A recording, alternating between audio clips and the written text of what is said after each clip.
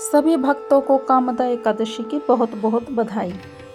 तो चलिए शुरू करते हैं कामदा एकादशी व्रत कथा। दिलीप ने पूछा, भगवान मैं एक बात सुनना चाहता हूँ। चैत्र मास के शुक्ल पक्ष में किस नाम की एकादशी होती है?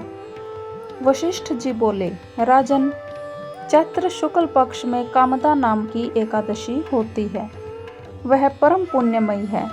पाप रूपी ईंधन के लिए तो वह दवानल ही है। प्राचीन काल की बात है कि नागपुर नाम का एक सुंदर नगर था, जहाँ सोने के महल बने हुए थे। उस नगर में पुंडरीक आदि महाभयंकर नाग निवास करते थे। पुंडरीक नाम का नाग उन दिनों वहाँ राज्य करता था। गंधर्व, किन्नर और अप्सरा भी उस नगरी का सेवन करती थी। वहाँ एक श्रेष्ठ अप्सरा थी जिसका नाम ललिता था। उसके साथ ललित नाम वाला गंधर्व भी था। वे दोनों पति पत्नी के रूप में रहते थे। दोनों ही परस्पर काम से पीड़ित रहा करते थे। ललिता के हृदय में सदा पति की ही मूर्ति बसी रहती थी और ललित के हृदय में सुंदरी ललिता का नित्य निवास था। एक दिन की बात है कि नागराज पुंडरीक राज्यसभा में बैठकर मनोरंजन कर रहा था।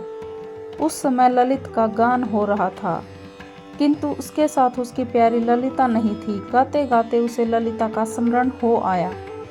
उसके पैरों की गति रुक गई और जीभ लड़खड़ाने लगी। नागों में श्रेष्ठ ककरकोटक को ललित के मन का संताप ज्ञात हो गया।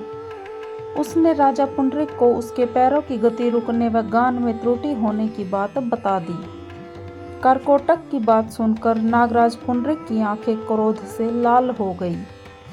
उसने गाते हुए कामातुर ललित को शाप दे दिया, दुर्बुद्धे, तू मेरे सामने गान करते समय भी बलि के वशीभूत हो गया, इसीलिए जा तू राक्षस हो जा। महाराज पुंडरीक के इतना कहते ही वह गंधर्व राक्षस हो गया। भयंकर मुख, विकराल आंखें और देखने मात्र से ही भय उपजने वाला रूप, ऐसा राक्षस होकर वह कर्म का फल भोगने लगा। ललिता अपने पति का विकराल रूप देखकर मन ही मन बहुत चिंतित हुई। भारी दुख से कष्ट पाने लगी। वह सोचने लगी कि क्या करूं, कहाँ जाऊं, मेरे पति के पाप से, इस कष्ट से उन्हें कैसे छुटकारा दिलाऊं। वह रोती हुई घने जंगलों में पति के पीछे पीछे घूमने लगी। वन में उसे एक सुंदर आश्रम दिखाई दिया, जहाँ एक शांत मुनि बैठे थे। उनका किसी भी प्राणी के साथ कोई वैर विरोध नहीं था।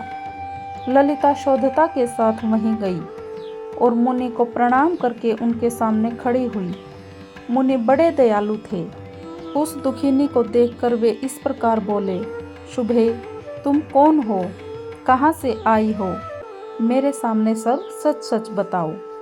ललिता ने कहा, हे महामुनि, वीरधंधवा नाम वाले एक गंधर्व हैं। मैं उन्हीं महात्मा की पुत्री हूँ। मेरा नाम ललिता है। मेरे स्वामी अपने पाप दोष के कारण राक्षस हो गए हैं। उनकी यह अवस्था देखकर मुझे चैन नहीं है। हे ब्राह्मण, इस समय मेरा जो कर्तव्य है वह मुझे बताइए, जिसके पुण्य के द्वारा मेरे पति राक्षस भाव से छुटकारा पा जाएं। आप मुझे उस उपाय के बारे में बताइए। ऋषि बोले, भद्रे, इस समय चैत्र मास के शुक्ल पक्ष की कामदा नामक एकादशी तिथि है, जो सब पापों को हरने वाली और उत्तम है। तुम इसी का विधि पूर्वक व्रत करो और इस व्रत का जो भी पुण्य हो उसे अपने पति को दे डालो। पुण्य देने पर क्षण भर में ही उसके प्रभाव से तुम्हारे पति का शाप दूर हो जाएगा। मुनि का यह वचन सुनकर ललिता को बड़ा हर्ष हुआ। उसने एकादशी को उपवास करके द्वादशी तिथि के दिन और ब्राह्मणों के समीप ही उसने भगवान वासुदेव के सामने अपने पति के उद्धार के लिए यह वचन कहा कि मैंने जो यह कामदा एकादशी का व्रत किया है, उसके पुण्य के प्रभाव से मेरे पति का राक्षस भाव दूर हो जाए। वशिष्ठ जी कहते हैं, ललिता के इतना कहते ही उसी क्षण ललित का पाप दूर हो गया। उसने दिव्य देह धारण कर ली, राक्षस भाव चला गया और पुनः गंधर्वत्व की प्राप्ति हुई। नृपश्रेष्ठ, वे दोनों पति पत्नी कामदा के प्रभाव से पहले से भी बहुत अधिक सुंदर हो गए और पहले से अधिक सुंदर रूप धारण करके विमान पर आरूढ़ होकर अत्यंत शोभा पाकर वे स्वर्गलोक को प्रस्थान कर गए।